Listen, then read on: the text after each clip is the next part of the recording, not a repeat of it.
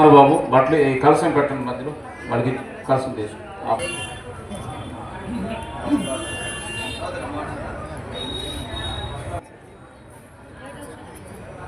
ముహూర్తోస్తు